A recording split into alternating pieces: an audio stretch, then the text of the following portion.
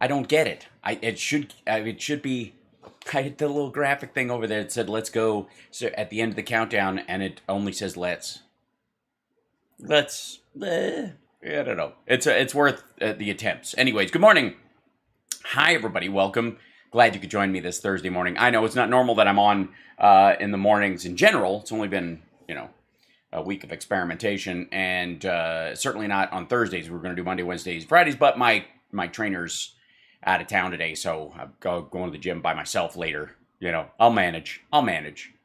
And so I will be on later this afternoon, 4 p.m. regular time on Thursdays, and then of course twice tomorrow. Hi, how you doing? It's a morning show for some people. I mean, I really can't call it a morning show because all of we're Megaworldwide, folks. We're everywhere. So I don't know what time it is where you are. So at this point, I guess we're just Megaworldwide in general. Whenever I go live, but we'll call it the morning show because it's the morning where I am, and that I don't want to be too egotistical about it. But yeah, exactly. For some people, it's noon already. And no, I did not trim my hair. It's just I put my headphones in right before I come in, and it pushes my hair back. See, because I put my headphones up like that, and then my hair sits behind my shoulders. It's definitely not. It is definitely not shorter. I have definitely not. 5 o'clock in the UK, exactly. So it's sort of like Steph's show. It's always happy hour, I think. So, hi chat room. This is, by the way, when I'm looking over here, that's me looking at the chat room. Just so you know, lunchtime with Hal on the East Coast. I know what time it is. Noon in Michigan. Christina, thank you for nice. Yeah, the hair is definitely getting huge, very huge. Love my shirt. Thanks. I'm wearing the Maneka Neko today. It's one of my most comfortable shirts. This is one of, I'm trying to act 2 a.m. in Australia. I'm so sorry. I didn't mean to wake you, but I was just so excited to find out that it was like, you've got hundreds of thousands of Crocs down there now. They were close to extinction, and now they're all over the place. Crocodiles, Australia... 100,000. Let's see if I can find. Oh, it's the wrong one. Shit. Australian crocodiles. 100,000.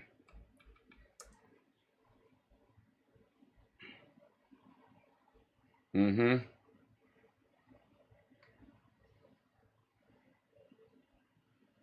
Yeah, here it is. I'll do this. What a strange thing this is last year. Let me show you the article if I can. Northern Australia's saltwater crocodiles under investigation following dramatic rise in population.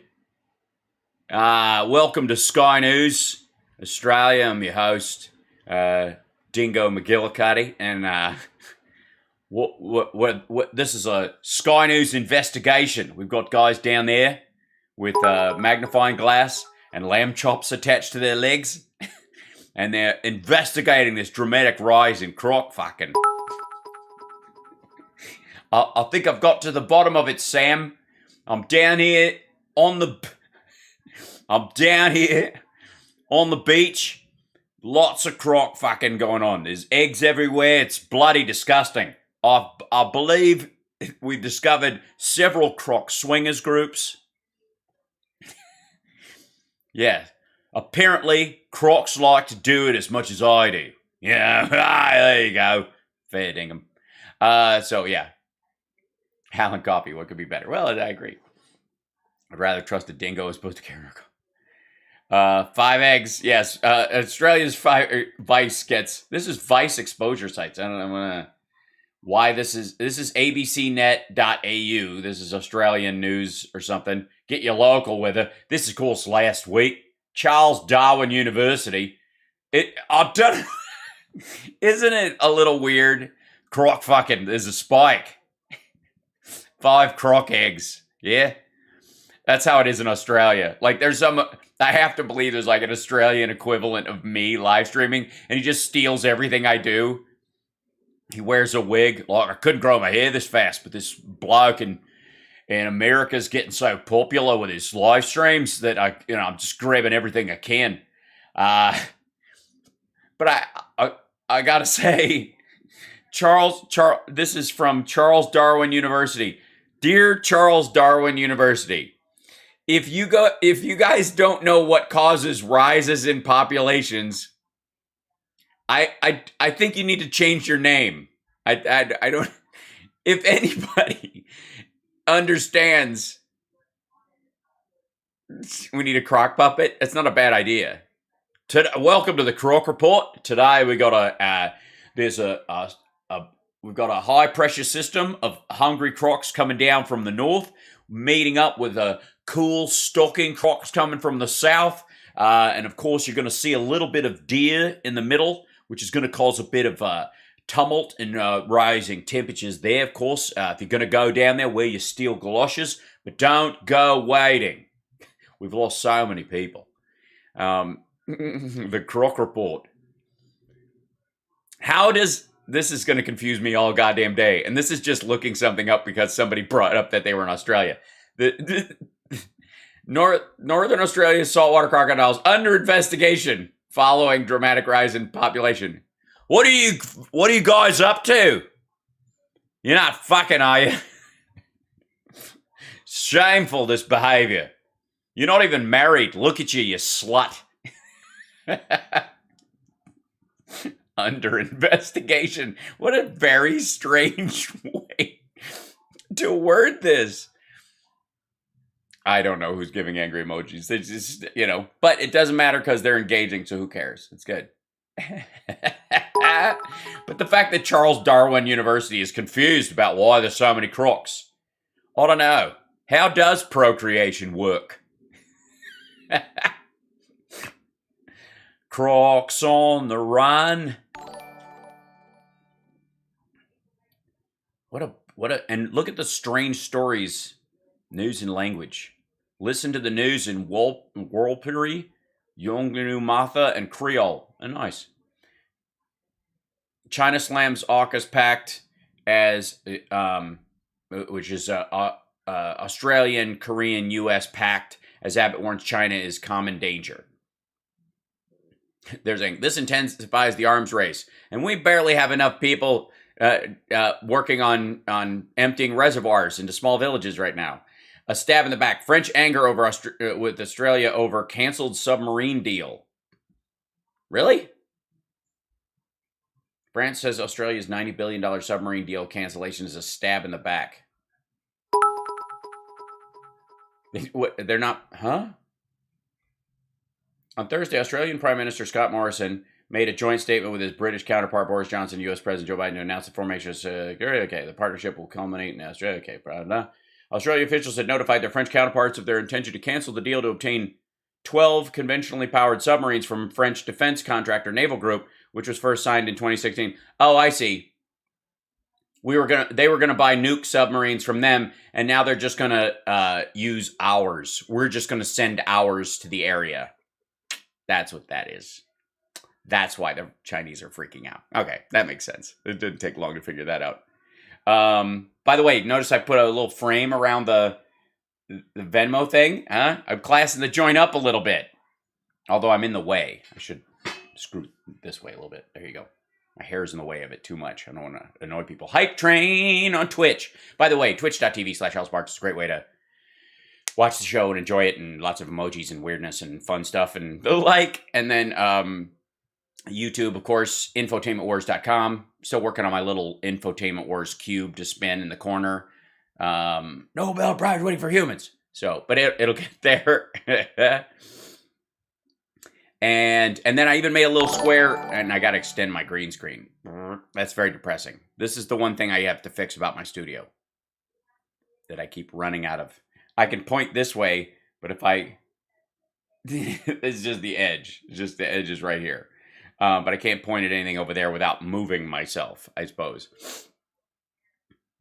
I should make a tiny version of myself and just move myself right there, so in case I have to point at anything, little me, like mini me, will pop up and go, it's right here.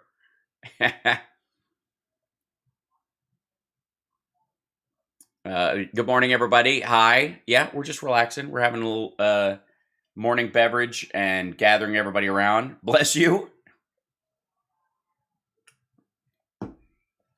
I got up this morning, took my regular regimen of vitamins that I take, and decided to put off my big pile of vitamins. There's one chunk of stuff that I take that's a lot of stuff that the pills are just gigantic. And I get it. It's you have a choice. You can use powder, make a smoothie, and it's like a whole scoop of aminos, or you can take tablet forms, and it's basically the same density of mass. They just compress it into pills so that some of the like amino acid supplements are just god awful, and they're huge, and they're like horse pills. And yesterday they gave me a stomachache, so I decided to take them later in the day with food and maybe break up the before and after. I wouldn't advise joining any of the threads, but reading's pretty entertaining. On what? What constitutes a morning beverage? Whatever you drink in the morning, I suppose. Yes, the pill splitters work wonders for them horse pills. Oh, all right. That's cool. Thank you. Why am I on early? I'm experimenting with a morning hangout. Getting together, to deal with news we don't get to deal with normally, like rampant Croc sex. Stuff that in the afternoon, it's like the regular show has become the regular show. And I always feel like if I branch out too much, people, it gets confusing as far as content. So putting up a whole other show, which is just these little pieces, works great. Turkish coffee sounds like one of those Urban Dictionary things. Yeah, I'm not even gonna, yeah. Okay, so shall we take a look at the Twitter trends this morning? This is our morning weather stuff. It starts with an ad, of course. We've got crazy Qs today. I'm very excited about the crazy Qs. We got crazy Qs today because a staff error at a polling firm caused CNN to briefly air the wrong vote tally in California's recall election, according to AP. Whenever a trend is that big, it's about idiots freaking out in mass. Like if it's Joy Reid and Don Lemon and blah blah, and there's this, this is kind of like they just borrowed a headline, right? Multiple sources reporting this. Tom Hanks obviously is in Gitmo. I mean, I don't even know why we have to click on that. Trump's big lie. Is that his weight or his height? I always get confused. California recall. Here's how we got here. Blah, blah, blah. So that's still... Now people are Monday morning quarterbacking the idea that we spent $250 million on the recall election. And by the way, I don't want to hear any Republicans who took part in the recall or called for it or thought it was a good idea. When we have a gubernatorial election next year, Gavin Newsom only had a year left in office. And it wasn't that there was this giant drastic, you could have run against him starting next year for real and made some headway. But you wanted to spend $250 million on a recall campaign. I don't want to hear shit about Falcon 9. I don't want to hear anything about, $200 million spent on going to space. Or while they're raising $200 million for St. Jude's, too. So, they're mad. Caitlin is whining. Drew Barrymore. All right. Hope she's okay. Vanguard beta. There's a new beta that came out. I see. Pierce Morgan is going to be on Fox News now. Breaking of Gone Home. I don't know why it's just... Ew. Hello, Cheryl. Welcome. We've been touring the country as a pair of serial killers, and the beverage you just consumed is full of sedatives. I know you thought we were having a lovely lunch together, but you're going to start losing consciousness right now. This is like the worst, it's like speed dating where you sat down, there's two of them sitting there, and you're like, check, please. I've gone home. Great to be rejoining Rupert Murdoch's News Corp after 28 years, the place I started my media career with the boss who gave me my first big break. We're going to have a lot of fun. Oh, so he walked off to get out of his contract. I see. So they were offering him money to move over, and the whole, getting, like, he couldn't get out of his contract on the morning show, so get yourself fired and Fox will hire you. That's I guess that's the one upside of like hiring at OAN and Newsmax is that, and Fox, is that anybody who wants to get out of a contract, they can just get fired, because while they may have a hard time getting hired elsewhere on a like-minded or equal quality network, Fox, Newsmax, and OAN will absolutely hire you. So if you're getting ballpark the same kind of money and doing a third the work, why not, right? That seems to make sense. Let's see. At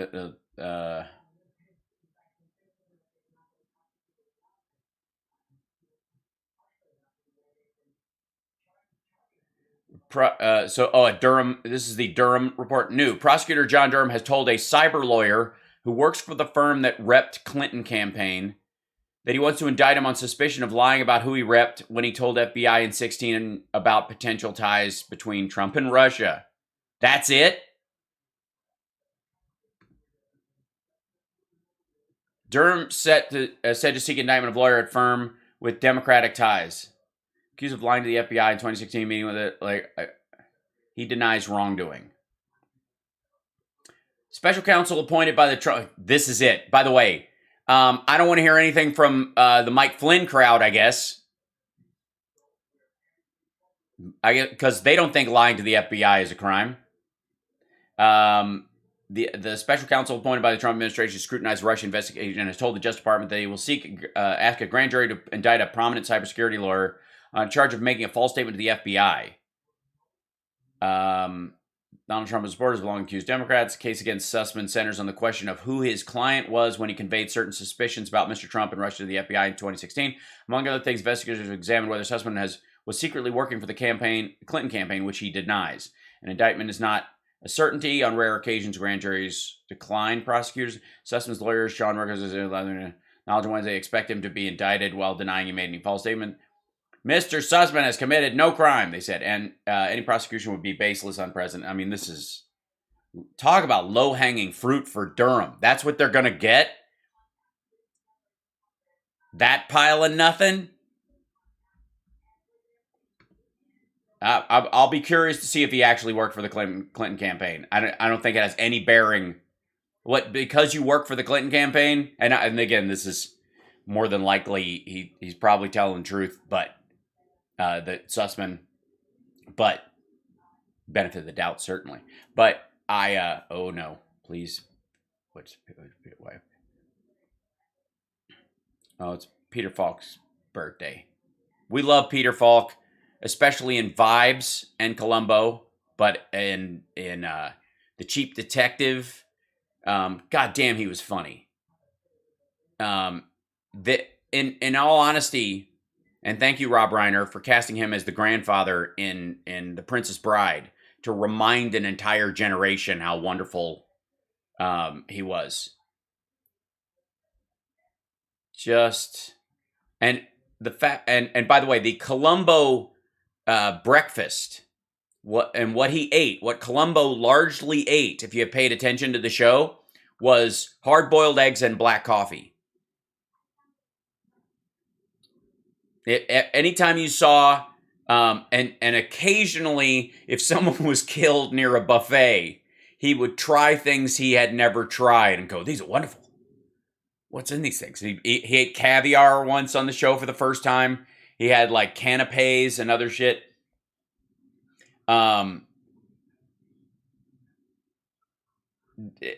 Just a cool dude. And I'm just saying, if they did remake Columbo, when, in about 10 years, I'm just saying I could probably pull it off. Just throwing that out there. All right. I could do the Peter Falk story. I could, wouldn't take much. My lips are a little big, but I've been pulling them in my whole life, so that's fine. But we love Peter Falk.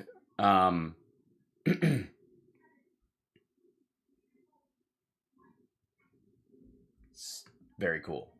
And the Joy Reid thing, I guess, has to do with the Nicki Minaj swollen testicles thing. Oh, God. Oh, dear. I'm not quite sure what yeah, it's okay. So Nicki Minaj endorses Tucker Carlson monologue defending against vaccine bullying. Okay. Joy Reid is a racist. Yeah, that sounds logical. This is how to open her show.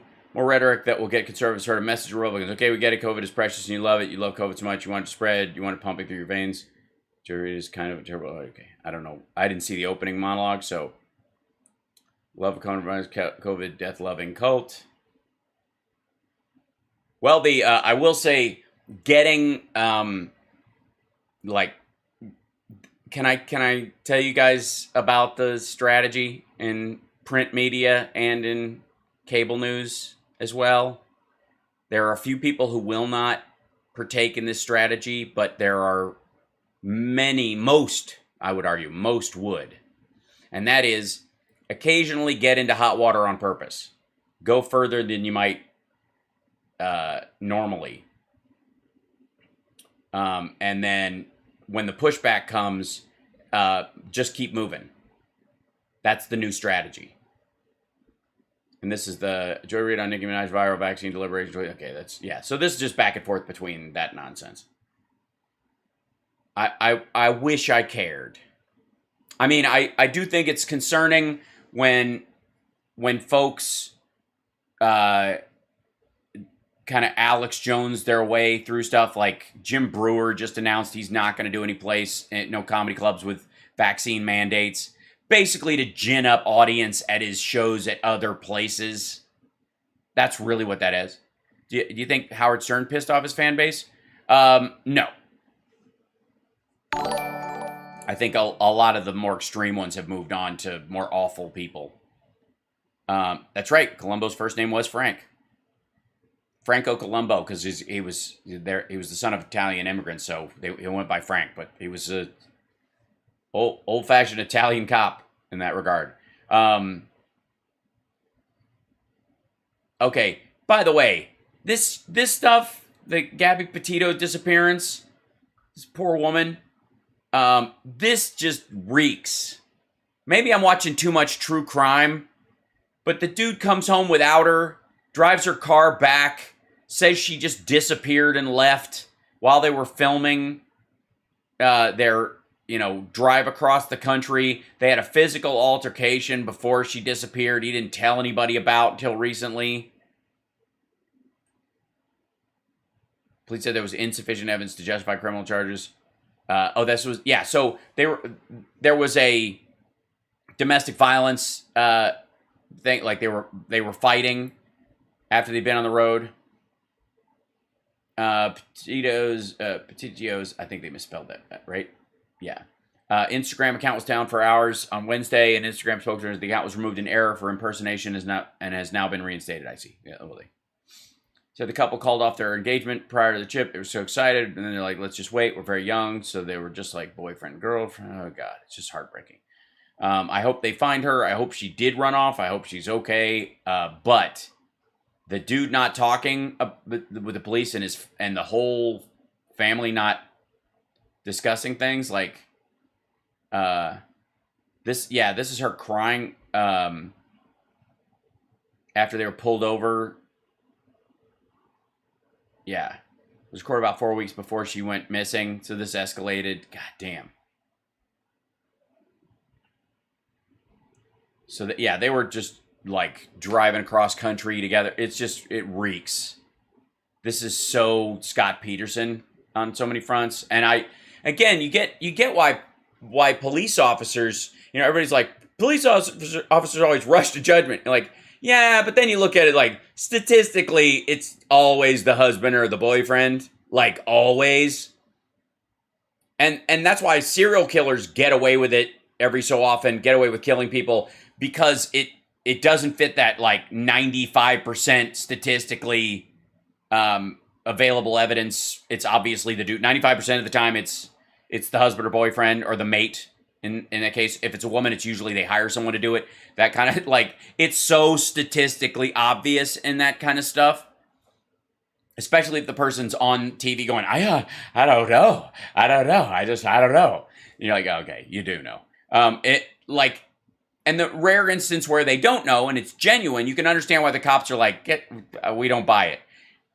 And it's what, and serial killers often get away with stuff not because they're super smart. We have this, like, we keep deifying serial killers like they're so goddamn smart. And the reality is they just operate outside of statistical averages so much that there's no way to connect stuff.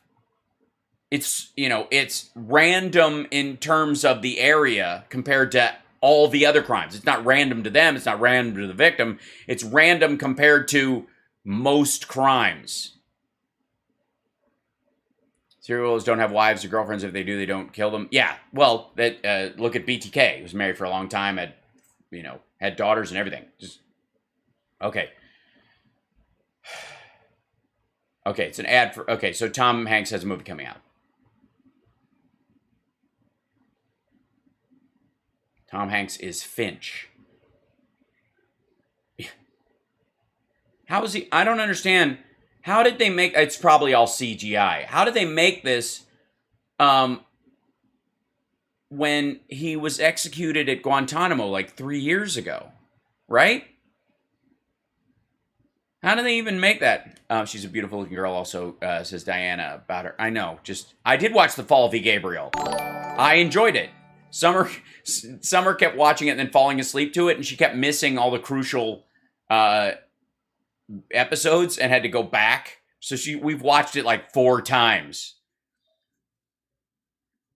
Atticus, the American Pie kid,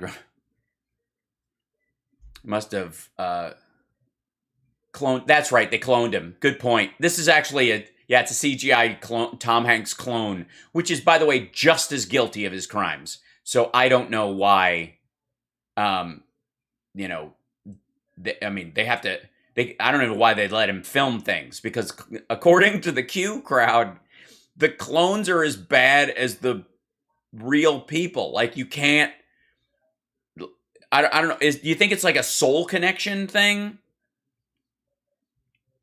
Amy, that's sad. How someone do that to someone they love? I hope he gets caught. Me too. Well, I mean, you lawyered up. He's caught, basically. It's just a matter of time. I saw Tom Hanks' son bash masks and vaccines. Yeah, well, sometimes intelligence skips a generation. Hal, did you see an interview of Jim Brewer on Fox with Tucker? Crazy. No, but I'm not surprised at all. Like, Brewer's been doing these kind of like leaning right wing in terms of like he doesn't swear in his shows and that kind of stuff. Not because he doesn't swear in life, but because he wants the audience. That stuff. But I didn't find it surprising at all.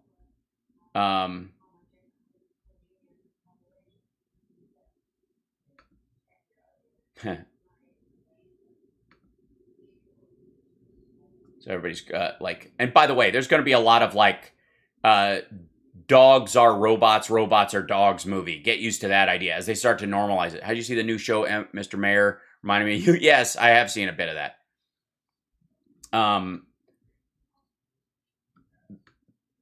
And by the way, Brewer and there's like 2 other SNL kind of right wing, like Rob Schneider. They have the same audience. It's all like the like jams wearing 90s bros who've grown up into jams wearing 2020s dads who are right wing. How one day can we schedule a live just to explore the latest Q and page post is hilarious. The latest is 6 rally is a setup, no joke. Yes, Tiaki. Let's see if I can find that. This is, I don't know if it'll even come up. Let's see.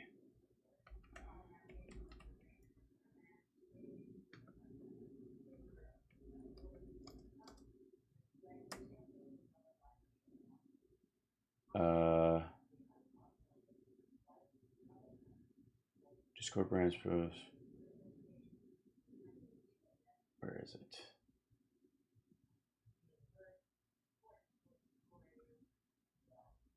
Let's see if I can find. I'm looking for something right now.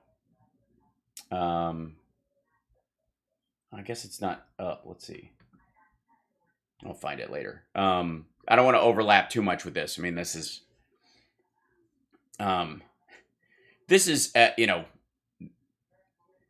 Raw Story has some crazy stuff. Like they're really there's a machinery to these kind of sites. I call this, this, and to some degree Huffington Post, although slightly less so because they have more original articles, but it's pretty close. And sort of the Daily Beast to some extent, their short list of stuff. The Barrel Edition, if you don't know what a Barrel Edition is, let me see if I can get this.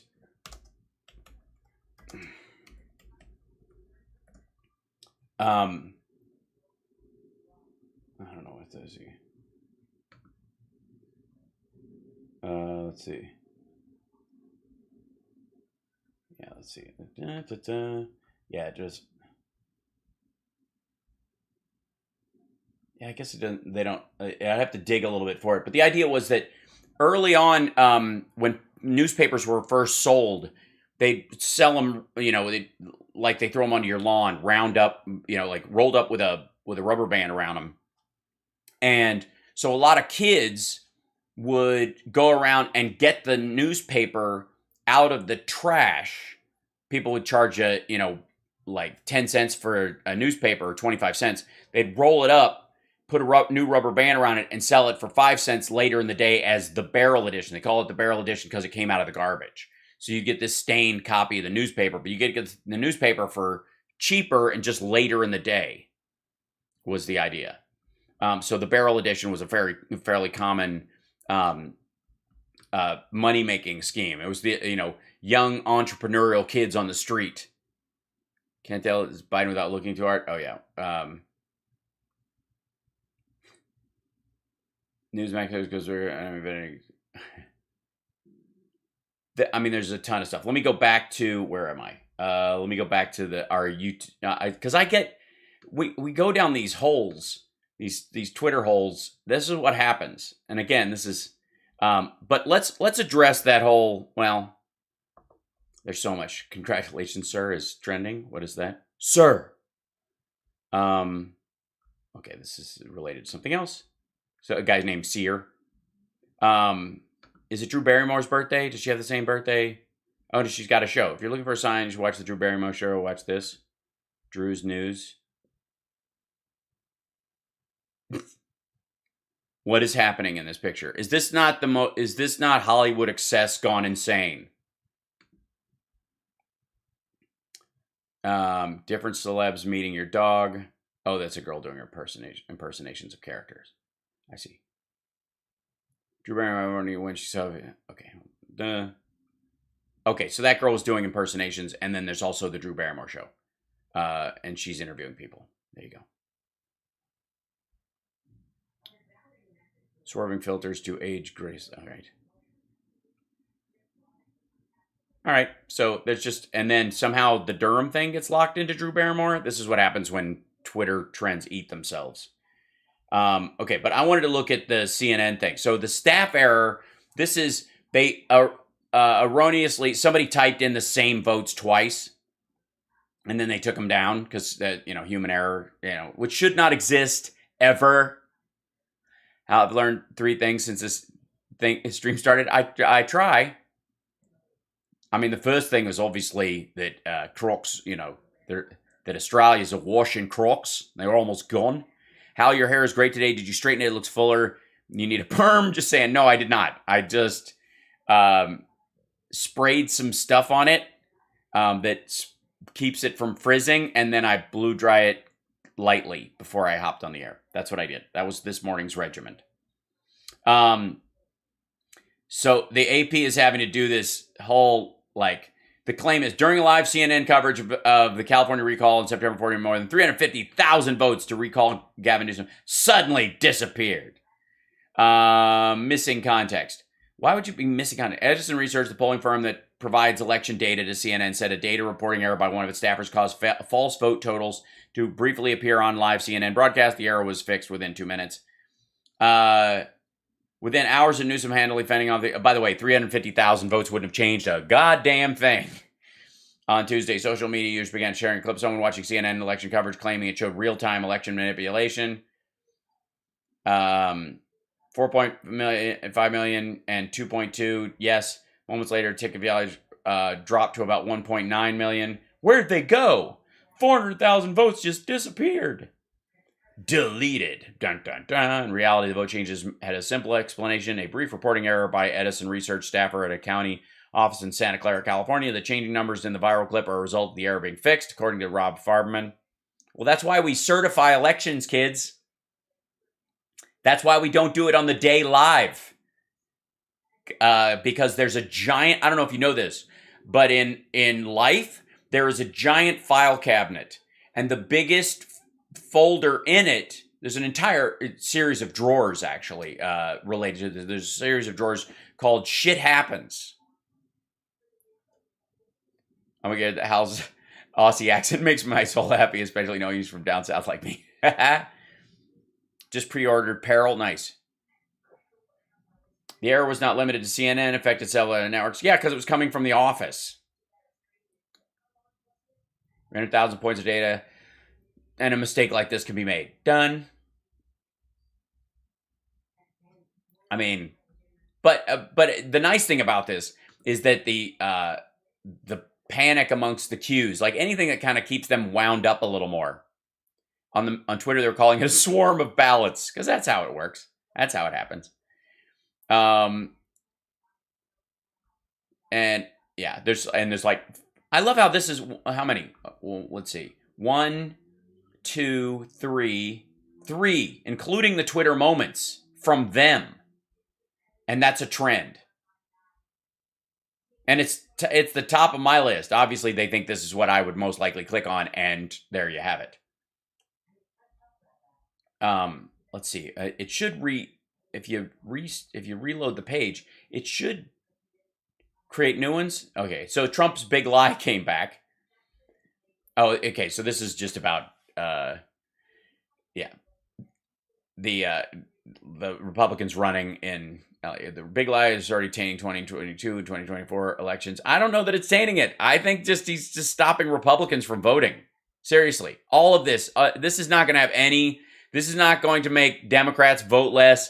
There is not a single Democrat that is concerned about elections, and not because they think it's going to automatically go their way, because they think this is all, a rope-a-dope in some ways. Anybody who's suspicious about this stuff at all is like, the Republicans are just rope-a-doping us. They're just saying, oh, I don't even trust this thing, and then they're going to show up in mass, and we got to, like, the get out the vote on the Democratic side is not going to be muted by this in any major way.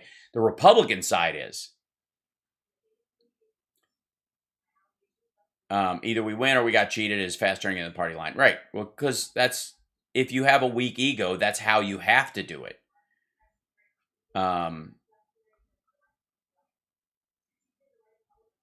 Yikes.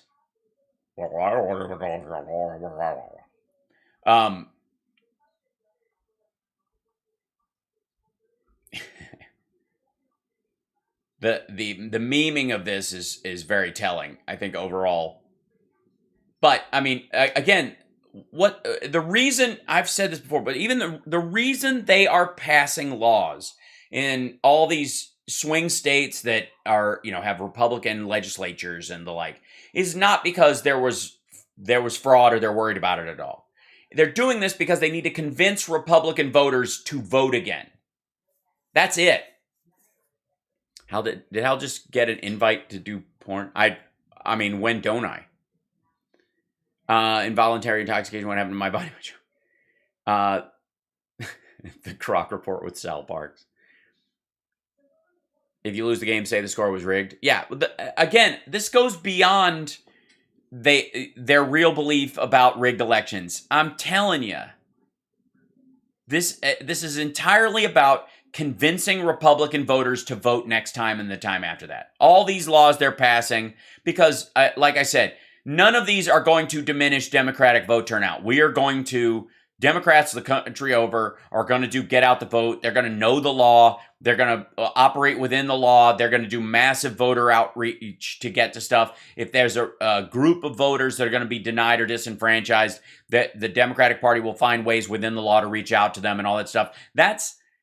It'll be work. It'll cost money, maybe money that you could have been spending on promoting candidates as opposed to voting itself, but not in a way that would kneecap the Democratic Party in any of these races. The real problem is Republicans not voting next year and the year after that, and or the next election after that, 2 years later. That's it.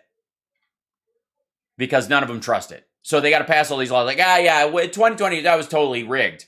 But we fixed it all. We passed a bunch of laws. They're not going to be able to cheat this time. Please come out and vote. That's what this is all about.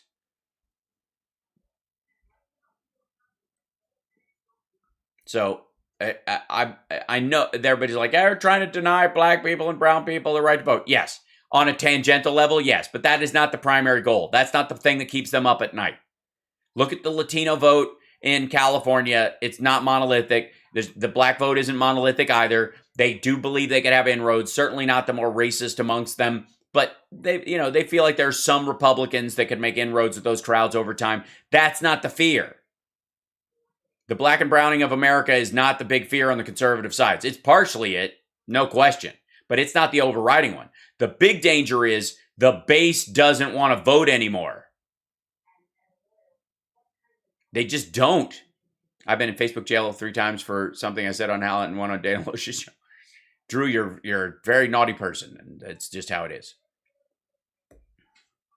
I'd love your opinion on the new version of the For the People Act. Wonder what they gutted to get mentioned. They didn't have to gut it. Okay, remember what they were talking about during Obama, and everybody's complaint is that Democrats were asking for what they wanted and getting what they needed. Or they were asking for what they needed and getting half of what they needed. Now they're asking for what they want and getting what they need. Biden and his team have come in with that lesson learned. Biden never needed to be taught that lesson, but he was vice president and didn't have control of it. The staff around Obama and some of those folks and the extra weight that they were carrying as the first black president and his staff about how to balance the sort of the inherent racism of the Republican Party at that point, especially in regard to his presidency and the birtherism and all that kind of stuff, and kind of tiptoeing around a lot of issues and trying to be more inclusive than they needed to be. Biden doesn't have to do that. And he can call it out easier. This is, hackers.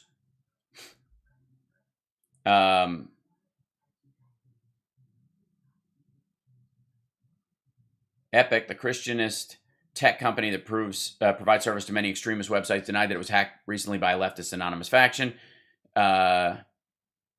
Soon after, the Epic page denying the hack was altered by the hackers to prove the allegation.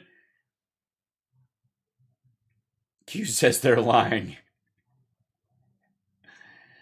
That's funny. And then there's just a bunch of random references to hacking. I'm going to stop scrolling in case I roll across a piece of video I can't show. We love you, QAnon, right? And then this crowd. And by the way, this is one of those situations. Francisco began to defend the U.S. Capitol for justice. Anyone else think it's time to start playing offense? What does that mean?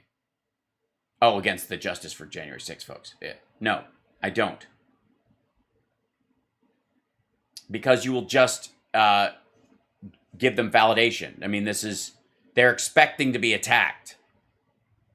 You need power. You need to, ignoring them as a power move.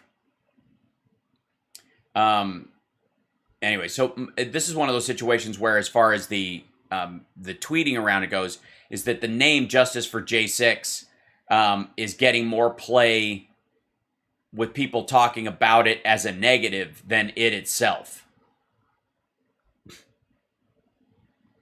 And this was, Roger Stone doxed himself because he showed what he got. What an idiot. Yeah, so Roger Stone got served while he was on the radio with I guess a warrant or a subpoena on for his what happened to him on January 6th, or his involvement in January 6th.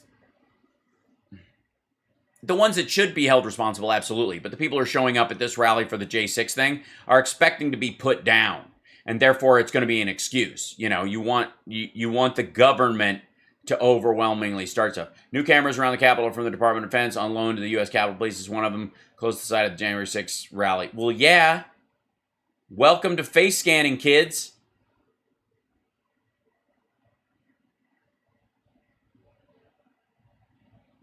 And at this point, I don't know why you expect any different, and they're moving these pallets in.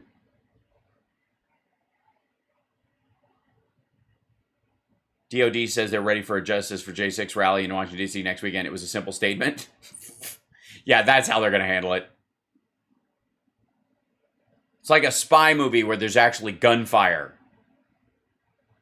Was it? I don't know if you guys remember. There was a movie, Assassins. Was it in Assassins? It was one of the spy movies from the 90s, but all the shots were silenced. All the guns had silencers. All the gunfights had silencers, which makes way more sense. What are they expecting? About 700 people to show up? Yeah, I mean, the word is that they're calling it a false flag, or that they're being a honeypot. That's what they're calling it, which is not quite. You keep using that word. I do not think it means what you think it means. A honeypot is, basically what Russian and Chinese prostitutes have used for years. The government has used prostitutes for it in the years, and female agents. It's a specific name. It's a sexual name. It's not yeah. Antonio Banderas goes hard. It's true. Yes, I think it was with Stallone and Banderas, right? It was one of those Hollywood attempts to, we've got an old guy who's getting old, let's replace him with a young guy.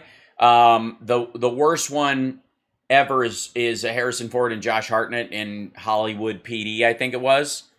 There's these really ham-handed attempts to make the audience of this person who's getting old like the audience of this person. Agents and studios do this shit all the time. It's gross. The closest conversation I've ever seen about it is the one that Al Pacino has with the Dalton character in Once Upon a Time in Hollywood. My wire keeps slipping out. That they attempt to make the audience forget that they like the person who's aging and like the younger person, so they can keep making money off that crowd. Bunch of fun people. And yeah, so that's our trends for this morning. That seems to be the runaway ones. Once again, considered to be armored against wildfires, giant sequoias might be able to stand up to the new fire regime. This is just may not, could not, possibly striking distance, possibly, could be not. World's largest trees under siege from California wildfires. Sequoias face new perils. Report. We specifically target water to those areas because they're harder to replenish. That's one of the reasons why they've been resilient. Is not just because they're gigantic, but because they specifically, when you're like, it's only 12% contained, that's the 12%. Thanks, you guys. Like the morning blue screen. I'm making another version of this one for the afternoon show as well. So I'm gonna kind of rotate my scene segments they'll just be color coded and different just for fun. And then again, I get these 12 tweet trends. See the overall trends. This is LA trends. Yom Kippur, that's lovely. There you go. The FBI, oh God, with the Nasser case, I can't, because you can't sometimes. And Jim Brewer, again, this is the easy way to get press, folks. Seems like one of those clips from a school board meeting. I had COVID. You're not going to tell me about my body. I know my body. I know my morals. I know my faith. You don't come telling me and threaten me. And when our leader put that out there and pointed the finger like we're the demons, I'm not vaccinated. I had COVID. You're not going to tell me about... Oh, God. I can tell you a little bit about your faith. You believe it supersedes your duty to your fellow man if it's inconvenient at all. That's what your faith tells you, Jim. Sorry.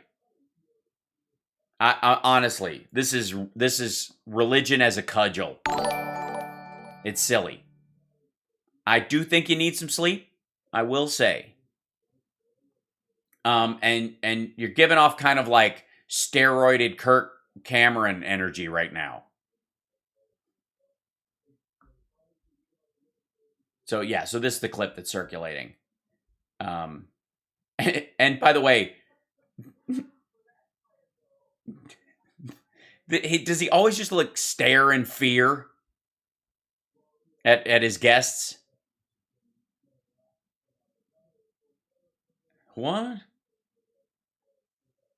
People like him are in a minority. They're loud, but they don't represent the majority. Jim and his ilk have been left behind while the society proceeds without them. Yeah. Well, largely. With getting a COVID shot, and now they're saying I can't come see you perform unless I do that. And I looked into it, and that's the last thing you should be doing is going, hey, you want to come see like feeding the seal the fish. Hey, you want to come see a concert? You want to here, catch the fit. Why would you do that? Why would you? I don't want any of my fans forced. They're not forced. They can watch your specials. But if they're going to gather in a crowd where they can pass a disease that's currently swamping the areas you are playing, the venue itself has the right to protect their staff and their regular customers. Because I guarantee it, when Jim Brewer comes to town, they're papering the room. They're passing out free tickets. People win tickets to the next show. Have you ever been to a comedy club? They always go, hey, anybody here wins tickets to the next show? Or you get on our mailing list and you'll get free tickets to shows or whatever. That's what they're talking about. Hey, by the way, we got extra tickets if you want to come see a show for free. 2-drink minimum, but you can come in. Ticket price is free. Come on in. Because they know you'll order food and all that kind of stuff. So they paper the room. And when they paper the room, the folks, they're regulars. These are the people who sign up all the time, are always on the mailing list, are bodies to fill the club, make it full regularly, comedy fans who don't just go see Jim Brewer, they go see everybody. He was on SNL, he did Goat Boy and that kind of stuff. And he tours on that. In the same way that Rob Schneider does, to an increasingly... I don't think their crowds are getting smaller. I think they're becoming more... Their appeal is becoming more refined. And the truth is, his fans either already have had COVID or will go see him in a parking lot, I suppose. But the rest of the audience at that comedy club goes and sees shows there regularly. And the club would rather, because you roll into town, especially as a touring musician or comedian, you roll into town, you're gone in a couple of days. You could bring a disease. Believe me, there are artists who have rolled into town and they can link the spread of a disease to their visit. I'm just saying.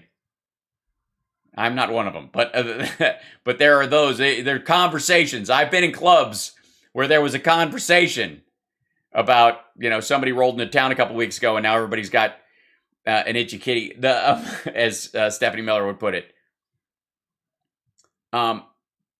He was on SNL and now he's he did Goat Boy on SNL and now he's a neo-Christian comedian. He tours as a stand-up. And audiences are flagging, and there's this, by the way, from a marketing standpoint, this is not a dumb move. It isn't. And he, like Rob Schneider, they've gotten increasingly political in their act. And ironically is that their act started out as the farthest thing from it. So over time, your audience starts to shift, get more angry. You get a lot of clapter, not laughter. Dennis Miller's the same thing. Yeah.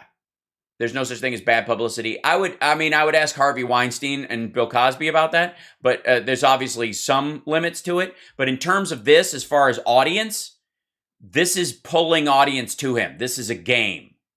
This is a promotion trick.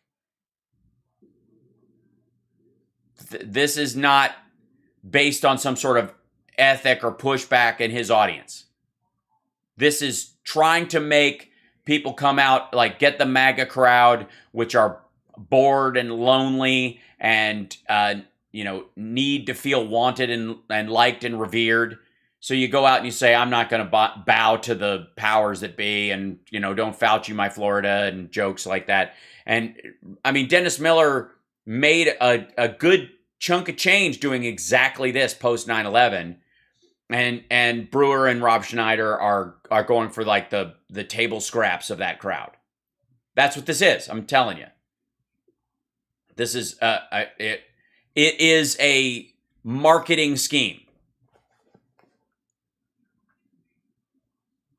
I wish you could, say that somehow he's getting a vast majority of his people aren't vaccinated and they don't want to go. No, he's trying to gin up more audience.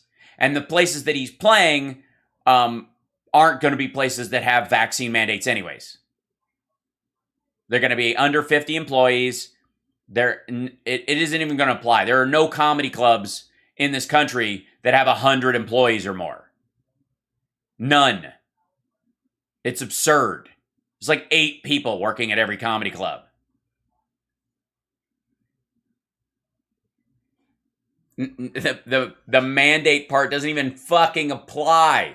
And the clubs that do it are doing it on a personal level because they're worried.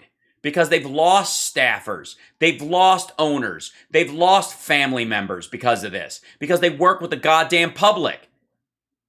And every third comic that rolls in has a don't give a fuck crowd that they roll in with them that wrecks the place, or causes damage in general. It's just shitty tippers and mean and treats people like garbage. Or doesn't believe COVID's a thing and coughs it all over the goddamn staff. And they're having a hiring problem in the entertainment industry anyways. A lot of people aren't coming back to work because of assholes like this dragging their anti-vax crowds into the room. And then you got to do your job in a mask because they're all gross. And then they're shitting on you for wearing a mask. And so the staff quits and the guy goes, all right, we got to do, vaccine mandate shows. It's a live gathering of a lot of people. It's a problem. It's temporary. It won't be forever. But but it worked. NBC News, comedian, Saturday Night Live alum Jim Brewer says he will not be performing at venues that require proof of vaccination for guests.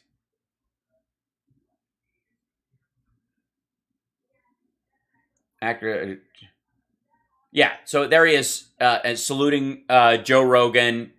Look at this. Actor comedian on Rogan curing COVID. He didn't cure COVID. He had COVID. He got through it. See what I mean? Like, this is... Thank you, Jim Brewer. We must resist tyranny. This is all just going for this crowd. That's all this is. This is marketing. This is the same thing, by the way, Joe Rogan moving to Texas. Joe Rogan lived in a section of California that the North Valley that might as well have been an area around Dallas. Same neighborhood, same kind of everything. He wasn't downtown Los Angeles, any of that shit, any more than he's going into downtown Dallas in that regard. And by the way, if your audience are fish like that who will get vaccinated to go see a show, what must you think of your crowd all the time? But Rogan moved to Texas because of basically audience pressure and freebies. He was lured there by Abbott and those guys.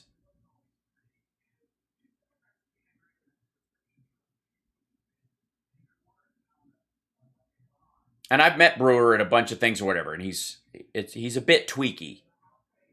He's a hard like, there are a few people in the industry where you meet them and you're like, okay, might be actually crazy. Not just weird, artsy weird, but spun. But again, like I said, Rogan's thing was strategy. SNL alum cancels clubs requiring vax proof. It's segregation. They canceled him. It just turned it around. This is a construction of his agent and PR people. Sorry, this is strictly a strategy. These are all the trends. I stand with Nikki. Well, obviously with your bow-legged, because there's our good friend Steve Hofstetter. For all people tweeting, I stand with Nikki. So does her cousin's friend, because we know you can't say with those enormously swollen balls. Exactly. This is what everybody's talking about. In case you don't know about the the White Coat Summit. Okay. I will check that out. My cousin in Trinidad won't get the vaccine because his friend got it and became impotent. His testicles became swollen. His friend was weeks away from getting married. Now the girl called off the wedding. So just pray on it and make sure you're comfortable with your decision, not bullied. Yeah, I'm gonna go with syphilis, and that's why she broke it off.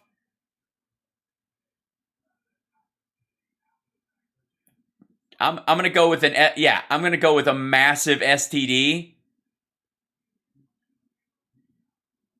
And just, babe, I don't have syphilis. It must have been the vaccine. You didn't get the vaccine. Yes, I did. When? A couple weeks ago. When I went to the doctor. Remember when my balls started swelling up? About then. Oh, that's what it was.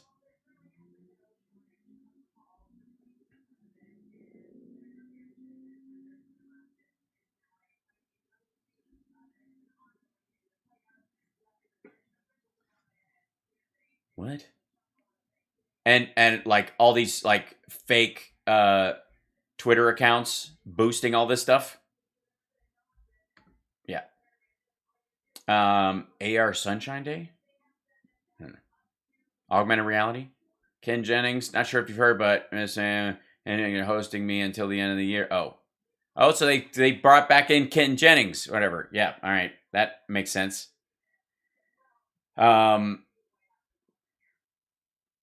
This Dune director on the MCU. There are too many Marvel movies that are nothing more than a cut and paste of others.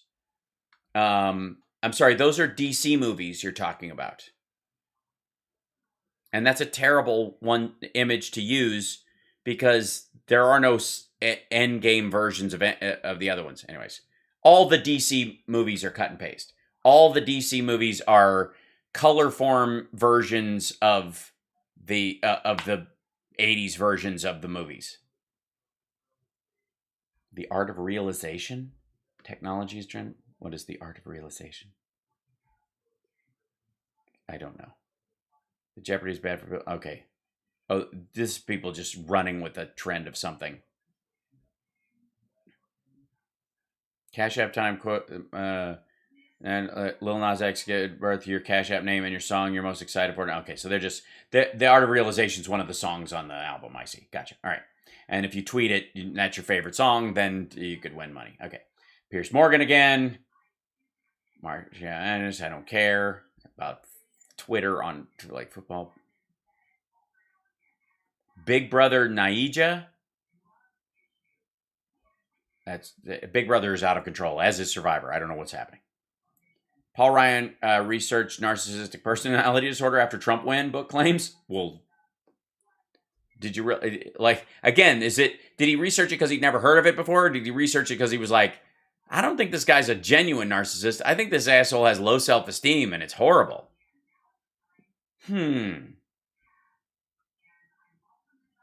I highly recommend the documentary Unfit. Yes, that's on Amazon, I think, right now. Tan guy. Peter Falk, Tony Ferguson. Okay. Oh, how is it that Dinesh always ends up in my trends in that regard? There's got to be money exchanging hands there. That's all there is. COVID-19 ones, current updates, all this. Ivermectin, betadine. Yeah. Jesus Christ. Like, this is... How many idiots do there have to be? Snorting and gargling iodine. Oh, God. And betadine.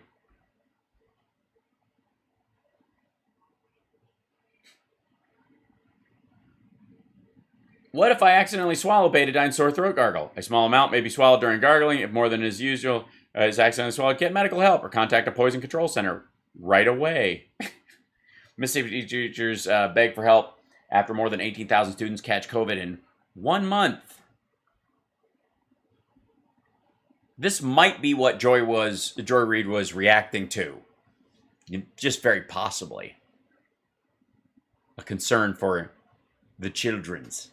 Mississippi 8th grader who'd only been in school for just over a few days. We'll look at the story. A week, died of COVID-19 hours after testing positive. Mississippi 8th grader died on Saturday just hours after receiving a positive test for COVID-19. The girl attended junior high school. That's because they waited super long. It wasn't the test that killed her. The girl attended junior high school, which began on August 6th, just a week before her death. Educators on Facebook described the girl as, no thanks, as the perfect student, saying every teacher loved her and wanted 30 more just like her. Students at Smith County School District went maskless for the first 3 days of school after Mississippi Governor Tate Reeves decided not to impose a mandate. Then dozens of students' employees reported testing positive for the coronavirus, and the district backtracked. At what point does erring on the side of safety become tyranny? Especially like during the pandemic. This is not something...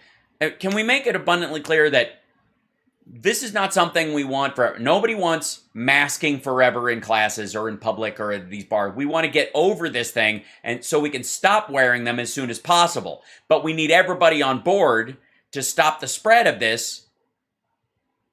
And that's the only reason it keeps breaking through is because there's a bunch of foot stompers. But the prevailing storyline on the right wing seems to be that they want to put us in masks so they can control our freedom and they get us used to tyranny, and that's how they're going to do this forever. Like this is the burqaing of America. That's what they think, right?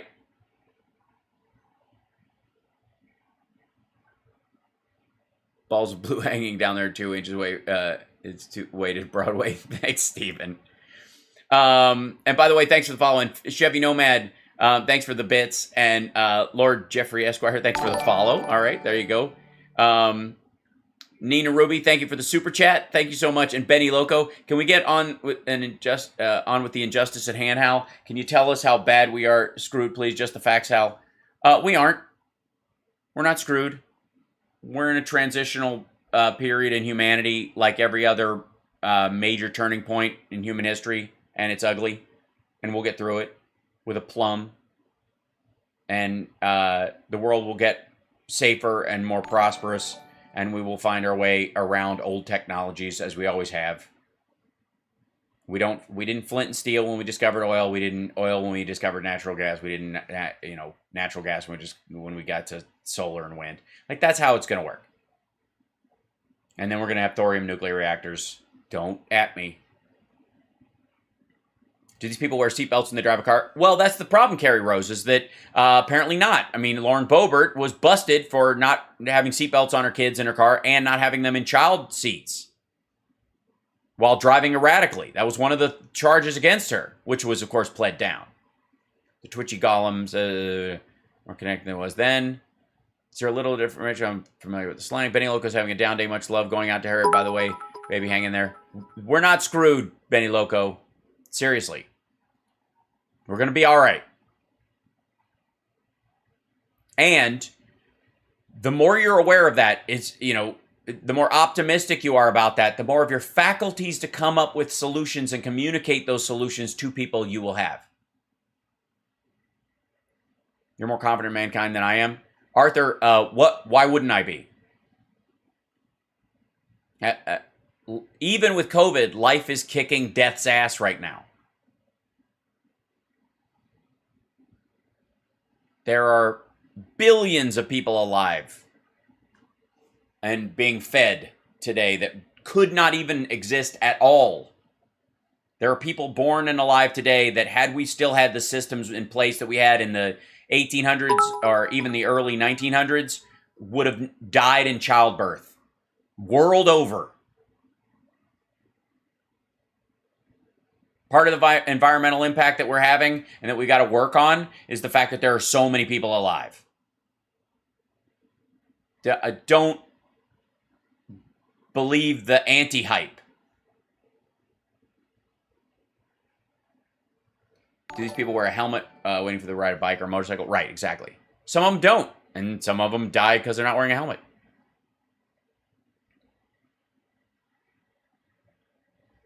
Look for the blue sky through the smoke. Right. Well, look how much blue sky is actually out there. And when it isn't, it's because there's clouds and we need the rain. I think you see footage of a child on a ventilator doesn't move. That is so tragic. It's not that it doesn't move them. It scares them, moves them in another direction. You have to understand, these people aren't not responding to this stuff. Their response is based on what they've decided this means already. So I'll give you an example. You know all the, right-wing radio host COVID. If you just type that in right now, you'll find a dozen stories, I have no doubt. There we go. What's the most recent one? Here you go. This dude. Lovely fellow, I'm sure. Conservative radio host who spurned vaccines, mocked AIDS patients, dies of COVID-19. Bob Enyart, a conservative radio talk show host and pastor at Denver Bible Church, because that's what you do. You mock the sick. That's what Jesus did, was mock the sick. Gives a sermon in August. Sermon. It's a speech. Fuck off. Who boycotted vaccination against coronavirus. He died of the virus. They don't see this guy on a ventilator and not react. Not react emotionally. What they think is he was murdered. They have already made up their minds that it has to be a conspiracy, because they couldn't imagine realizing you're that wrong about that much. It would take a lot of courage to come out into the sunshine and go, I was completely mistaken about this. That's why so few people do it. And so it's easier to believe that this guy was murdered because of his beliefs, and that all the doctors and the government and everybody's in on it, and the New World Order and George Soros and the UN and all that stuff. Instead of, it's an infectious disease, he ignored the warnings and died, which is, they choose Occam's rubber mallet over Occam's razor. And these children that are dying, they are reacting horrified. It's like the QAnon folks who believe that it's all, that there's a giant pedophile ring that's locked up with the Democratic Party and the Rothschilds and shit like that. On the one hand, of course, they're lunatics and it's scary. But on the other hand, at their root, if the ones that really believe it, they in their mind think they're trying to stop child sex trafficking and stuff, which I can't fault. That's a good desire to have. It is wholly and insanely misplaced, considering the myriad of allegations against Trump and Brett Kavanaugh and Matt Gaetz, and Dennis Hastert just reached a settlement with the guy he sexually abused when he was a page in Congress. That kid's all grown up just now. Longest serving Speaker of the House, Dennis Hastert, Republican, just this week, he's old as hell, just reached a settlement with the guy he molested. Just totally blowing off the obvious. We've done so many stories on here about guys who volunteered for Trump or work for the Trump organization or whatever that are busted for child porn and the like. Rudy Giuliani, of course, admitting on his show repeatedly to copying and disseminating stuff he thought was child porn. So again, I don't. If the QAnon folks, it'd be amazing if they gave enough of a fuck about this stuff in real life, for real. If it wasn't just that they thought it was a good political cudgel, they'd be outraged about Nasser and the gymnasts that were assaulted, or Jim Jordan, for fuck's sake. The fact that these folks don't care about Jim Jordan, or don't even bring it up or care, is indicative that it's, you know, that they've politicized their own feelings about this stuff. So anyway, so this guy, I mean, we've seen dozens of these folks, you know, who've died, and their belief is, people like, how can they see this and not be moved by it? Well, they are moved, but they are moved deeper into the hole they've dug themselves into, because coming out would take too much emotional work, too much courage, too much self-awareness, and they're just not capable of it right now. I don't know what gives them that hand up, what brings them back at all. But, you know, but it isn't this. When they see this stuff happening, or when they see stories about, you know, a kid who's died of COVID, or a rise in cases in a school, they think it's a plot. Because they have to. Because if they admit it isn't a plot, or that it's simply that we're dealing with this disease, then they have to realize how stupid they've been all along, how gullible they've been along. And we've seen a bunch of this. We've seen a bunch of, like, I think recently, literally, I bet we could type in, "Are we the sheep?" Yeah, here it is. San Francisco, just 3 days ago, this article came up. Are we the sheep? QAnon believers struggle to process Gavin Newsom recall election in California. One day before it's obviously, I mean, and they're dealing with this loss. These folks that were interviewed for this article are dealing with the fact that they're gullible saps who got suckered today and yesterday since it happened. Although most people likely assume QAnon has deep roots in places like Florida or Texas, it's anywhere there's rural areas, there's and decent internet. Let's see. We'll scroll back to, there's speculation. In the lead up to the Newsom recall, Anons have glommed onto a December 2018 Q post in response to a commenter asking, will voter fraud in California ever be brought to light? Watch California, he said. Q wrote back 3 years on. And yeah, Q is now Nostradamus for these idiots. We just have to interpret it. And it might be something that's hundreds of years from now. Like, oh my God. Dethroning Newsom is the catalyst for the main event, wrote QAnon influencer John Sabalo, goes by QAnon John on the Telegram. Okay. These are these idiots. A man waves a Q flag at a rally against child trafficking on Hollywood Boulevard in Los Angeles. By the way, didn't occur to you to go to Ohio to Jim Jordan's district with that fucking flag? If you really cared. At least be consistent with it. I'll give you, walk down Hollywood Boulevard twice a week, but at least once, go picket outside Joel Greenberg's jail cell, wherever he's being held, or being released with his ankle monitor. Why not Matt Gaetz' office? Why not Dennis Hastard's house? Why not protest when Trump tries to get out of the E. Jean Carroll suit without having to give a DNA sample, which he didn't, and he has to. I'm honest to God, I would let people stand out there and make idiots of themselves if they were at least consistent about this shit. It's aggravating and embarrassing. And I don't know why people don't walk up and be like, why don't you guys care about Jim Jordan? Is it because it was men? Is it because you think this just sells your storyline about the sinfulness of gay lifestyle? So you just let men rape men as like a finger wag to society about homosexuality, as if same-sex attraction has anything to do with same-sex rape, which it doesn't.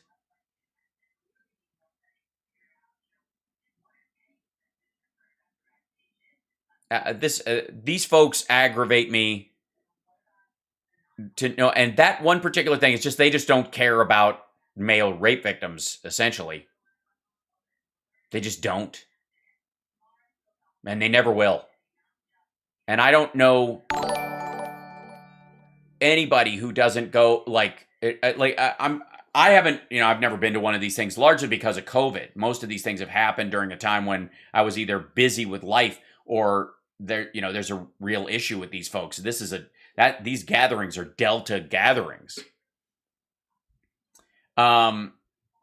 But one of the things, in an attempt to sow the seeds of this rigged election, one popular QAnon forum has been filled with stories pushing California election misinformation. One highly upvoted story in recent days was headlined, Governor Gavin Newsom warns Californians, you will all die of COVID if I'm recalled.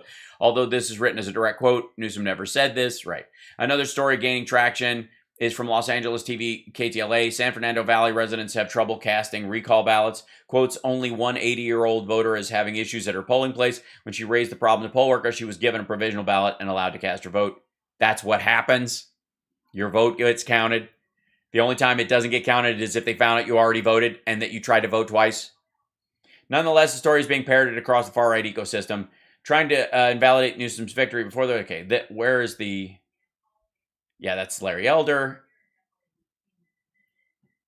There's no indication of any legitimate instances. Even one anon posting on a QAnon forum admitted such. I'm working in the election, the person wrote. So far, I've not spotted any physical fraud. In my county, most workers are trying their best. I'm very suspicious of Dominion, right? Which aren't used in California, in major Democratic areas anyways. Despite their lofty talk, it seems not all Q believers are convinced. So now we need a third time. We have November 3rd. We have Georgia Senate run-ins. Now we need California. Is there a point that around here the question can be raised? I'm not sure patriots are in control. Are we the sheep? Here's the problem. I would question whether you're a patriot. I don't know. I don't think so. But I mean, are we the sheep for letting this go on? Are we the ones being gaslit? Folks, you are not patriots. You keep using that word. I do not think it means what you think it means. Patriots are not one party within a nation that gets shit to go their way, and if it doesn't, they talk about attacking the country. That's not patriots. Patriots arguably take their country warts and all. Serve their country regardless. Exemplify the best values of their country. How can you explain what an expat is? Yeah, it's an American that lives abroad. So an expat is somebody who lives, let's say, in Ireland or China or Germany. They're an American citizen, but they live abroad, but semi-permanently. They do not have citizenship in that country, but they say they have a long visa. That's what an expat is. They're not patriots. They could at least call themselves rebels. The problem is they're not rebelling against the system. They're not rebelling against our Constitution, technically speaking. In their minds, anyways. A rebel would actually go, no, not your Constitution, our Constitution, which is what the Confederates did. That was a rebellion. But even still, it doesn't define all rebellion. Yeah, Steven Seagal lives in Russia. He's an expat, right? But he's still an American citizen, although he has dual citizenship now, I think. Why did we get rid of the Fairness Doctrine? I don't remember being a part of that. We did not get rid of the Fairness Doctrine. Reagan and the Republicans at that time got rid of the Fairness Doctrine. San Francisco. Caitlyn Jenner got absolutely destroyed in Gavin Newsom recall election. Reality star and former Olympian Caitlyn Jenner secured just a tiny sliver of the replacement vote, according to preliminary voting results. Jennifer's place plan is not notable, even though she's given one of the candidates most substantial name recognition in not just California, but the nation.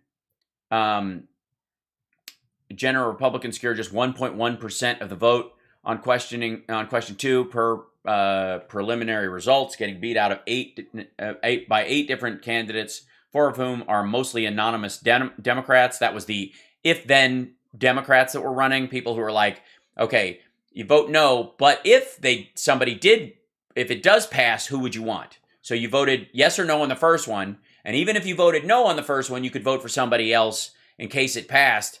And, you know, that's how Democrats, the strategy should be for next time, for the record. Vote no, but, and then vote for a Democrat in the, if, you know, as a potential. Because it'll, you know, anyways, that's the point. A lot of people just left the second part blank. Otherwise, their margins would have been even lower.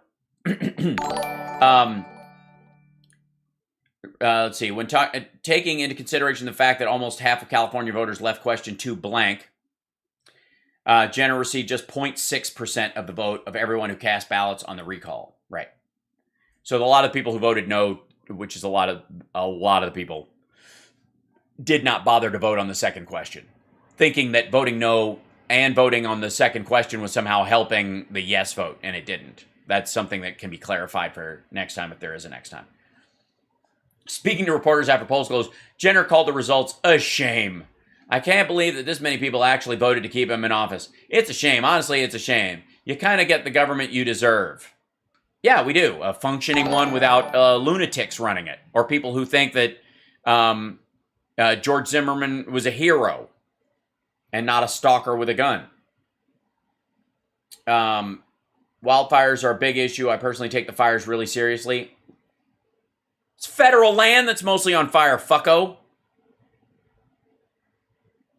I mean, she doesn't even know that. She doesn't.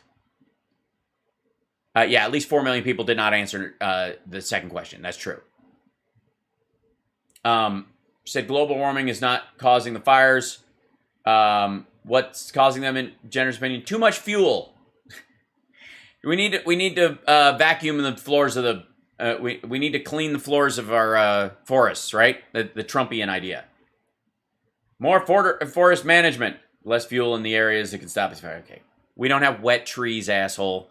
It's not like every tree that's standing is fireproof and it's the ones on the ground that are causing it, for fuck's sake. The droughts are making the trees drier. That makes their branches drier. It means even the living green trees are more flammable. It's so fucking dumb. Wait a minute. Once said resolved by placing homeless people in big open... What? On the subject of homelessness, an issue Jenner once said could be resolved by placing homeless people in big open fields. Jenner had some ideas. The aforementioned comment, which she made in late June, was spoken, quote, a long time ago, she said, assuring me she has since switched gears. She's recommended buying every homeless person an RV for $1 billion. How many RVs could you buy, everybody? We could house everyone in an RV for $1 billion. We have a solution. We have to find a solution because with the homeless, there's mental issues. There's, veterans. There's obviously drug issues. She said, noting she saw a man shoot up on the street earlier that day. She said it comes down to law enforcement. We have laws in the books right now about drugs in the streets of San Francisco or any city in the state. You get caught doing that, you go to jail. But now it's open season, just like stealing. It's legal to steal in the city, as long as you don't take too much. What she means is the $1,000. She's referencing the rampant shoplifting that was going on in San Francisco that was that was all over the right-wing shows, and they weren't even stopping these people. Well, there was a reason why. Police bust giant California shoplifting ring. Let's see if it can. Yeah. So, the reason why they weren't stopping people was as part of a strategy, because as these people got more brazen, they were easier to catch. And it turned out that a lot of the people who were rushing out with giant bags of shit that you saw footage of were followed. Because while following every person with like pockets full of deodorant and toothpaste that they might steal from a CVS is way harder than following some asshole with 2 garbage bags on a bicycle. That asshole is easy to follow, and that's what they did. And they followed these idiots. I don't know if you saw this storyline, but notice that Ben Shapiro and the rest of these crowds were not following up on this story. There has been no follow-up. We're like, oh, I see. Major San Francisco Bay Area retail theft ring, all the CVS stories there, yeah. 5 suspects arrested, $8 million in stolen merchandise recovered. Each one of these people, if they stole less than $1,000, they wouldn't be stopped was what they were counting on. So people were running out with bags full of stuff, and they were sent in with lists of shit to steal. So they found this place. Here, let's see, blow this up for you guys a little bit. Get this out of the way. Get that. Yeah, that's the dude, by the way. Yikes. Get that out of, I don't want that. Escape. I don't want it to play. But they recovered all this stuff. 5 suspects facing a variety of charges. Approximately $8 million in stolen merchandise has been recovered after state and local law enforcement officers busted a major retail theft ring. Javier Becerra announced Tuesday. They said Edgar Giovanni Robles Morales, Isis Vasquez Villanueva, Jose Villatoro, Danny Luis Drago, Michelle Renee Fowler have been arrested and face charges for allegedly buying stolen goods and reselling them for profit. By the way, reselling them on Amazon, for the record, under cheap prices. So watch what you buy. The arrest came as a result of joint investigation by the Division of Law Enforcement's White Collar Investigation Team, the San Mateo County Sheriff's Office Crime Suppression Unit. So these folks were running out of stores, and they were doing it right out in the open. And these are the folks they busted. During a search and arrest warrant operation in the Bay Area, agents seized and recovered $8 million of stolen merchandise from retailers, as well as $85,000 in cash from the suspects' residences, a warehouse, and storage facilities. They're still going after them. Trailer after trailer, bin after bin, sack after sack. There's a lot of stuff. They went through and sorted it all out, and they were sent in with like lists of shit to get. This was not people like stealing because they needed. Like the old Woody Allen joke, a man was arrested for stealing the crust of bread. When they asked him why he did it, he said, "I only like the crust." These folks, sure.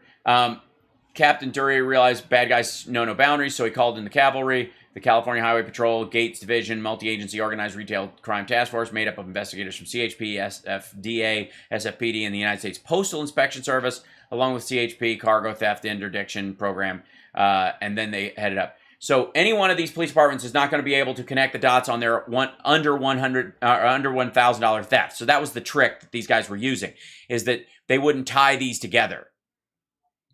Because it was under $1,000, they weren't going to be able to link the material stolen and stuff. And so this is what you're seeing. You're seeing video all the time on right-wing news sites. They're not even stopping these people. You know, Democrat runs it, blah, blah, blah. Okay. It was a retail theft ring. They busted them, and lots of people have gone to jail. And there is no operation proof of purchase. I like that. That's cute. The stolen goods eventually found their way to eBay, Craigslist, Facebook Marketplace, and Amazon, where they're sold at a steep discount. Dugan says there's a big societal cost to saving a few bucks. I don't think anyone would intentionally further a criminal enterprise. You know, most people are good and don't want to contribute to anything illegal, but like everyone else, everyone's looking to get what they can at the lowest price, so it's certainly understandable. And even though the price may look good, you might be contributing to something bigger that you don't understand. Because people are killed over this shit, by the way. There's been knife fights on the street and people working corners and blah, blah, blah. It's terrible.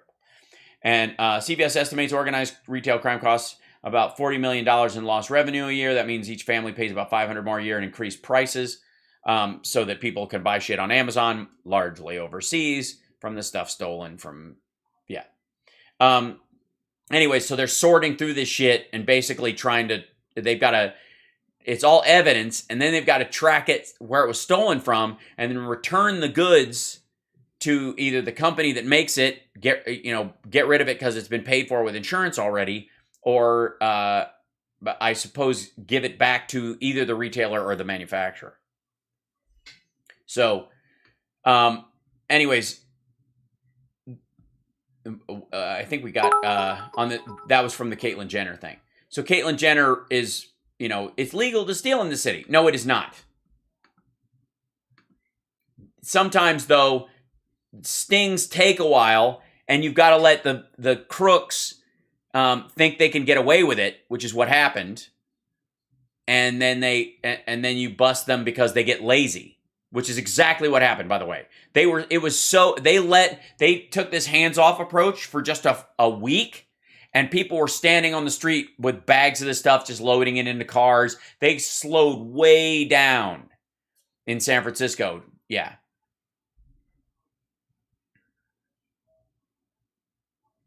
put them in a large field and set them on fire, gender on the homeless problem. Is that what she said? Yeesh, for fuck's sake.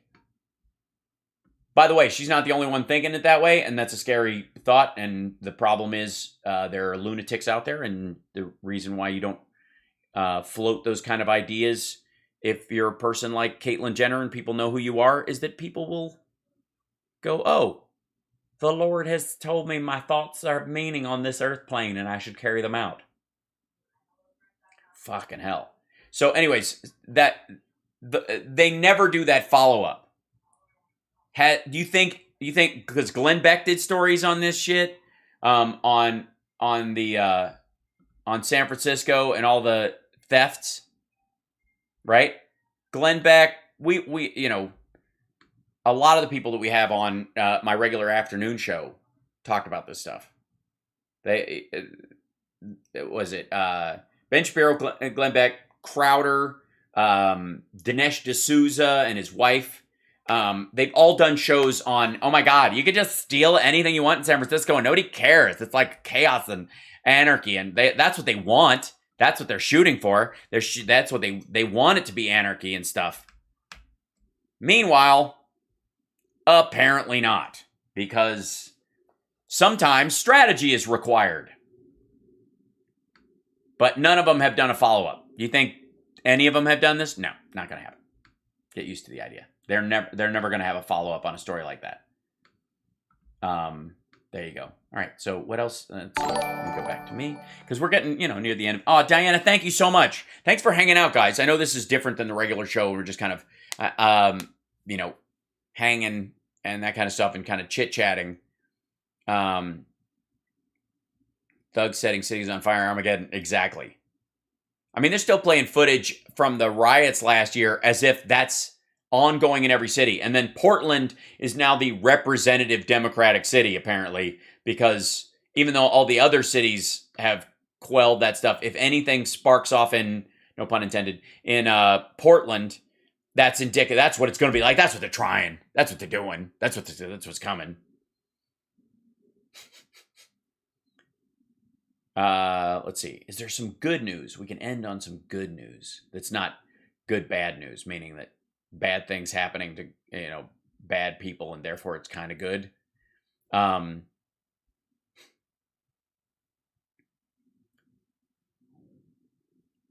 Let's see.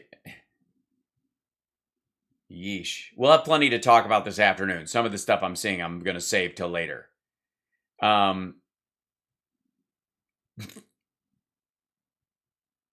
Let's see. Well, here's LA bars are going to require COVID vaccines, which is totally cool. Welcome to LA.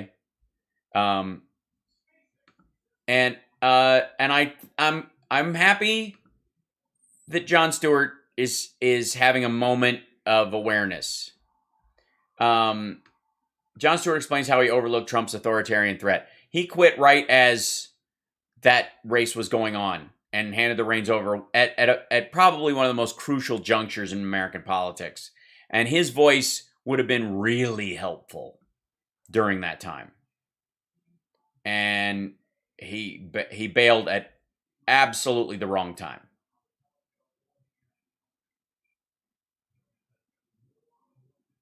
What I missed there is that his certainty, his ridiculousness, his shamelessness is what made him dangerous. I thought it made him a buffoon, and I thought that's what would disqualify him. What it did was made him the perfect vessel.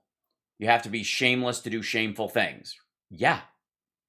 Now that he's gained a new understanding of authoritarian rulers in other countries, and now he's got a show again, and he's promoting said show. And I love you, John, but a lot of us were like, wait, you're leaving in the middle of Hillary Clinton, the first woman's running, who may win, you're just going to drop your voice that's been so crucial to all this in the middle of this particular race, this particular moment, after you serve as mayor, run for Congress. I very well may. I mean, that's kind of that's how you do it, like mayor, congressman, senator, president, right? That's a good path. I can do that in 25 years. Seems pretty reasonable. It's very disappointing when John dropped out. Jon Stewart was my second celebrity. I love John. I genuinely do. However, That was a mistake. We all make them. I'm glad he's realizing it. I think that was a mistake.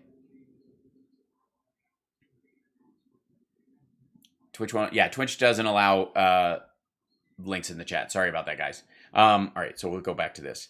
And is this, let's see. I have a new way of, let's see if this will actually work.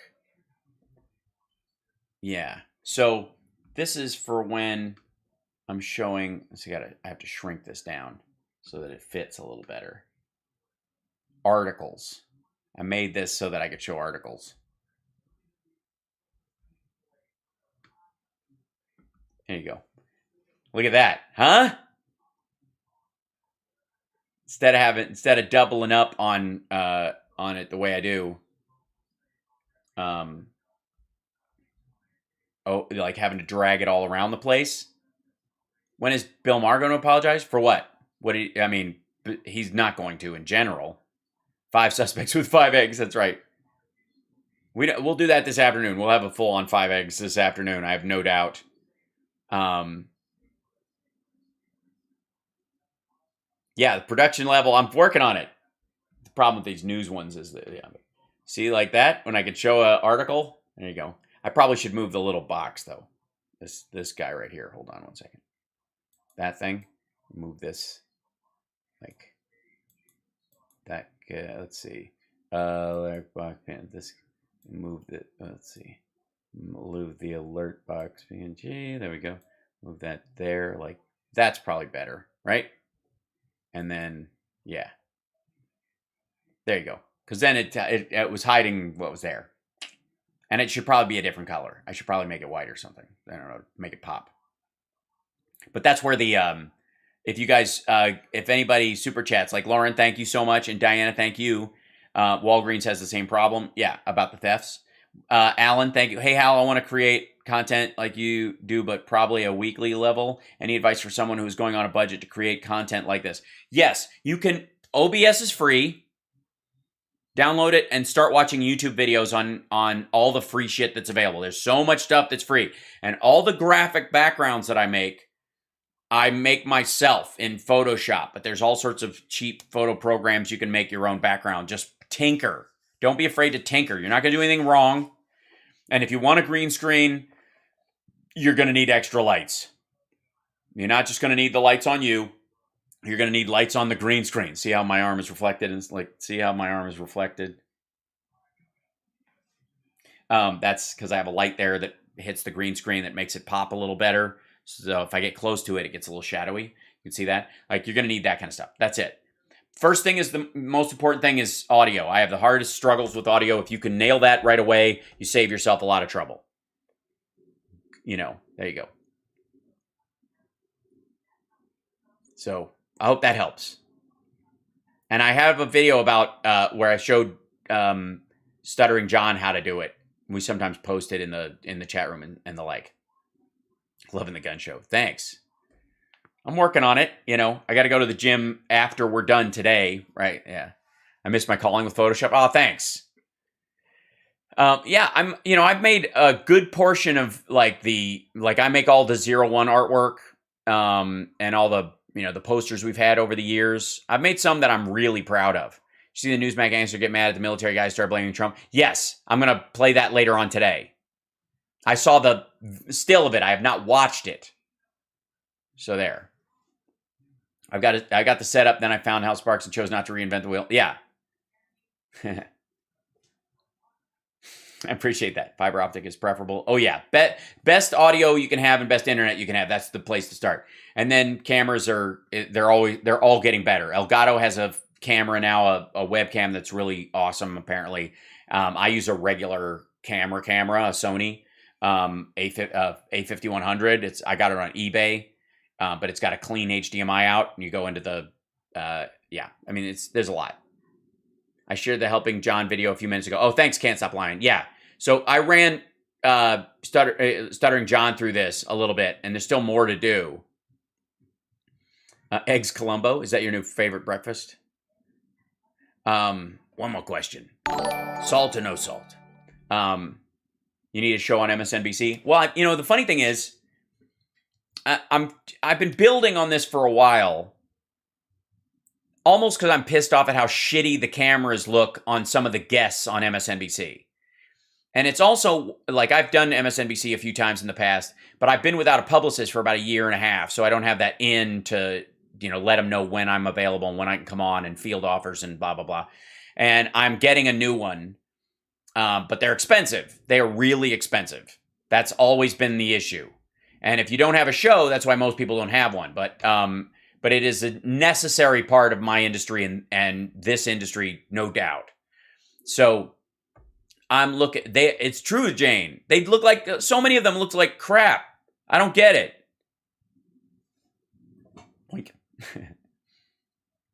So piece by piece, I've been just building this segment with the help of our patrons. Thank you, patrons, because you're why this is the way it is, and I guess and thank you for the super chats, the bits, and the stars, because that's how I eat and keep the roof over my head. And make sure my kid has clothes for school. All that stuff. All the life stuff, right? So, Sparksist is not a Marxist? No, that's true. That is absolutely true. I am not. Wish I knew how to be a publicist. I do it for free. Thanks, Pauline. I appreciate it. The reality is that there's levels of them, and some people are, there might be some boutique people that are great, but what about the Sony Red? The Sony Red's amazing. It's way overkill for this, though. Yes, I just watched you and Rachel. Funny stuff. Thanks. Yeah, she used to be able to have funny segments before the shit hit the fan with Trump. Thanks, Susan. So until I get a publicist, you guys are my publicists. That's really the truth. That's what's been happening. And that's, by the way, I want to thank you guys before I sign off. I'll see you guys this afternoon for the regular show, but at 4 o'clock, because it's Thursday, remember, I have family FaceTime at 3 with my family, my time, so we bump the Thursday show an hour later. Thank you for your understanding. But I want to say that, like, Can't Stop Lying knows I love him, so, but everybody else here who shares the show, people like Jeff Ninecow and others, who push the show out for us and share it with the news crowd. You are absolutely why they've taken notice of what I say on my afternoon show. And the response I am getting back is yes, I am thanking you. I don't want to thank you. I am thanking you. Thank you.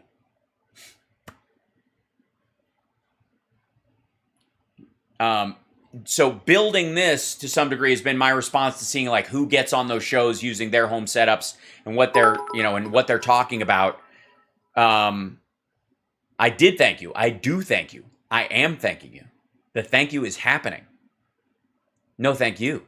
Oh, no, thank you. But it genuinely, I want to say you're welcome, right? This is because you guys have been sharing out the show. And, of course, the trolls who make the Greg Kellys and of the world aware that I'm, and the D'Souza's and the Diamonds and Silks of the world aware that I am making fun of them. That has happened, too. I've heard, I'm getting word back from other sources in the form of angry emails from well-known people. And happy emails from well-known people. Yeah, it's a Midwestern goodbye. It's always that. So, to me, it matters what you put out in the world, and I have a career elsewhere, and so I fully intend to keep pursuing that career on top of this. But also because this is available, and because it's worthwhile, and because I feel like it helps, this is something that deserves to exist, and it's high a quality as I can make happen on my own, on my lonesome. So that's what I'm doing every single day. So thank you. No, you hang up. No, you hang up. Okay. We'll both hang up. Okay, we'll both hang up. All right, I'll talk to you guys later. Have a great night, or a great afternoon, or great evening, or great morning, wherever you are. To our Australian friends, where it's now 4 a.m., bless you. Enjoy the night shift. Watch out for the Crocs. The fucking Crocs, which is true. Literally. And we'll see you later on this afternoon. Okay, bye. Oh, this is one of the new screens I made too, by the way. This is I wanted to show you this before I left. Okay, bye. Isn't that cool? Look, wait. The big giant version of things. Hold on. I got to move this to make it make sense. Check that out, huh? Wait till we get to, because I wasn't able to like single out certain things, and I was like, okay, it needs to be bigger on screen, so I made this too. Huh? Always have a hype train when I sign off. That's true. Hype train, level 1 hype train on my way out the door. You can still do it while I'm leaving. Okay, bye. I mean it. Anybody want to peel it?